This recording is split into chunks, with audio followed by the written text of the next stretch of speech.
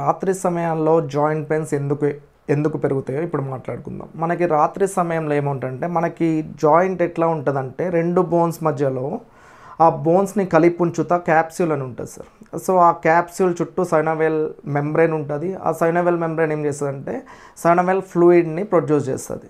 So మనం యాక్టివ్గా ఉన్నప్పుడు మూమెంట్ అంతా బాగున్నప్పుడు ఆ సైనోవియల్ ఫ్లూయిడ్ అది లూబ్రికెంట్ లాగా వచ్చేసి మూమెంట్ అంతా స్మూత్ రావడానికి హెల్ప్ చేస్తుంది. మీరు నైట్ అయ్యే కొద్దీ ఏమవుతుందంటే ఈ సైనోవియల్ ఫ్లూయిడ్ ఆ మూమెంట్ ఆ లూబ్రికేషన్ అంతా తగ్గిపోతుంది. దాంతోపాటు ఏమవుతుందంటే మనకి పీక్లో మిడ్ నైట్లో ఏమవుతుందంటే కార్టిజాల్ లెవెల్స్ అన్నీ తగ్గిపోతాయి.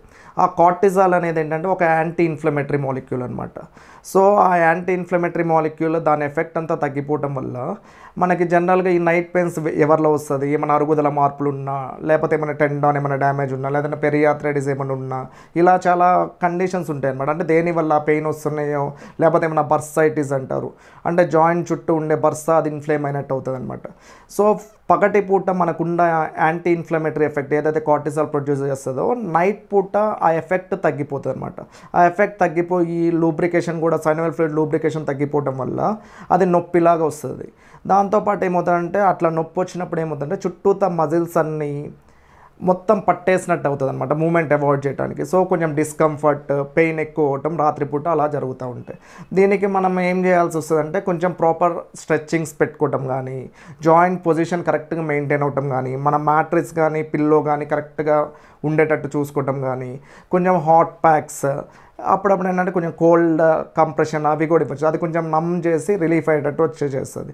దాంతోపాటు ఏంటంటే ఉదయం లేవగానే కొంచెం ప్రాపర్ స్ట్రెచెస్ చేసి ఆ మజిల్ మూమెంట్ అంతా వాటిని రిలాక్స్ చేసి చేసుకుంటే బెటర్గా ఉంటుంది. దాంతోపాటు ఏంటంటే ఇప్పుడు అండర్లయింగ్ కండిషన్ ఏదైతే ఉందో అదేమన్నా పెరియాథ్రైటిస్ లేకపోతే ఆథ్రైటిక్ చేంజెస్ లేదా టెండనైటిస్ ఇంకేమైనా బర్సైటిస్ అండర్లయింగ్ ట్రీట్మెంట్ని దాన్ని ట్రీట్ చేసేటట్టు కన్సల్టెంట్ ఆర్థోపెడిక్ సర్జన్ కన్సల్ట్ అయితే బెటర్ ఉంటుంది అనమాట. మనకేంటంటే తొంటి మార్పిడి అనే ఆపరేషన్లు కామన్ అయినాయి. జనరల్గా ఏంటంటే మనకి తొంటి మార్పిడిలో మనం వాడే ఇంప్లాంట్స్ ఏవైతే ఉంటాయో, ఏదైతే కీలు డ్యామేజ్ అయిన కీలు తీసేసి కొత్త కీలు ఏదైతే వేస్తామో దానికి డ్యూరేషన్ 10 to 15 ఇయర్సే ఉంటుంది అనమాట.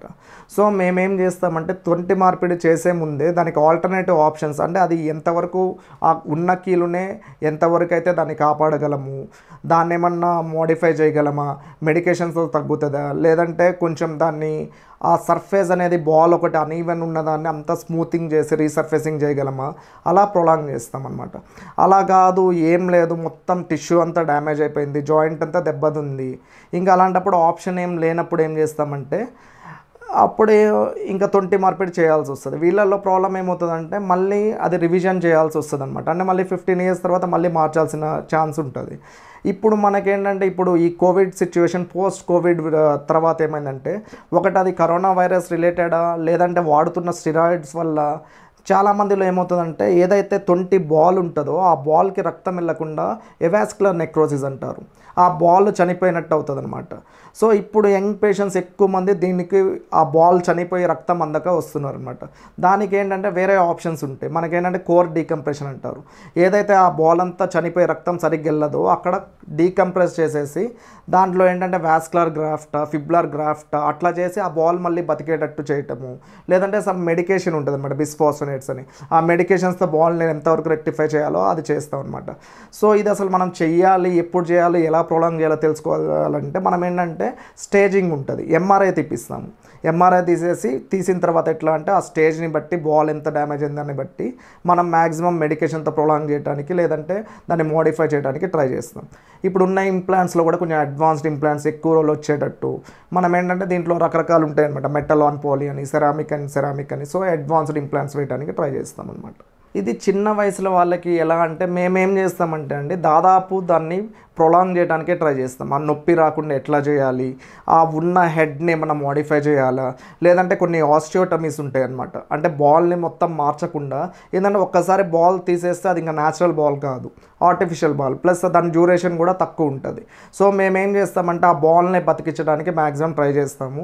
ఇంకేం కండిషన్ అవ్వట్లేదు, బరువు అంతా దీని మీద పడుతుంది, ఇది డ్యామేజ్ అవటం వల్ల ఆపోజిట్ హిప్ కూడా డ్యామేజ్ అవుతుంది, అలాంటి పరిస్థితుల్లో ఏం చేస్తామంటే అదైతే చెప్తే చెప్తాం కదా, కొంచెం అడ్వాన్స్డ్ ఇంప్లాంట్ వేసి దాంతో ఆపరేషన్ చేస్తాము. దాని లైఫ్ని మ్యాక్సిమం కొన్ని ప్రికాషన్స్ ఎలా తీసుకోవాలి, మజిల్ స్ట్రెంగ్తనింగ్ ఎలా చేయాలి, ఆ డ్యూరేషన్ ఎంత పెంచుకోగలము, ఏం ఇన్ఫెక్షన్ రాకుండా ఎట్లా చేయగలము, అలా అన్ని ప్రాపర్ ప్రికాషన్స్ తీసుకొని మ్యాక్సిమం పెంచడానికి లైఫ్ స్పాన్ చూస్తాం అనమాట.